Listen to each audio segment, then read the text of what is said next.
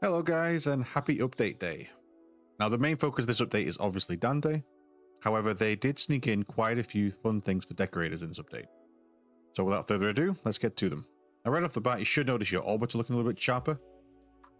That's because the light maps have gone from the orbiter now and they've been replaced with a new GI lighting system. This is the same lighting system that they used to light these man-in-the-wall tile sets. And what stood out to me the most is any areas that are casting light look really nice and bright and vibrant. You see this patch on the wall. And similarly, the shadows are all very nice and crisp and they're acting as they should do. And these shadows are independent of your character shadow setting, which I have switched off. Now, another good place to see the new lighting in effect is going to be your transference chamber. The atmosphere in this room has been amped up so much with this really nice thick atmospheric fog.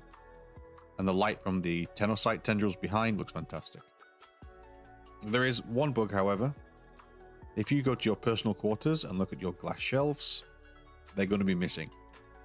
I wouldn't worry about it. I wouldn't try and rearrange anything. That will get fixed soon enough. As well as the lighting changes, 4 new orbiter decorations are added this update. We're going to start with the Nocturne's Power Grim, available in the store for 75 plat. You can scale quite small, very cute, and it has a capacity cost of 25. Now the next one, I'm not even going to try to pronounce, but essentially it is Stylax's shield and spear from his deluxe bundle. Again, really cool wall hanger. Scaling's quite nice. It's obviously available in the market along with the deluxe skin. It has a standalone plat price of 40 platinum and has the regular capacity of just 5. Now the next one is pretty cool, probably the most interesting of the bunch. It's called the Observant Viprium. It has a standalone price of 100 platinum. It has a massive capacity cost of 50. And the reason for this is because it's animated and it will track you as you cross the room.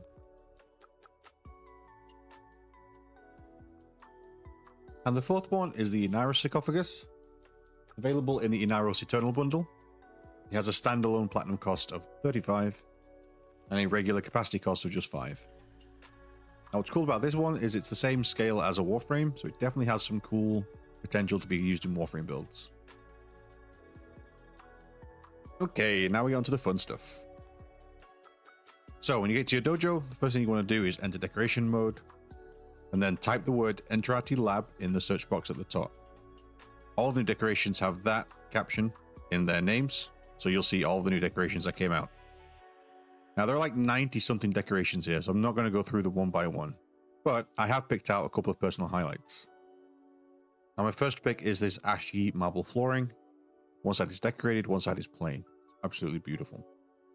My next selection is the set of pipes. It's very refreshing to get pipes that will scale down to a Warframe size. You can see a lot of cool steampunk builds being generated with these. The next one I'm kind of excited for are these kind of like carnage tendrils, you know, from Spider-Man. Kind of a cool cordage, very unique.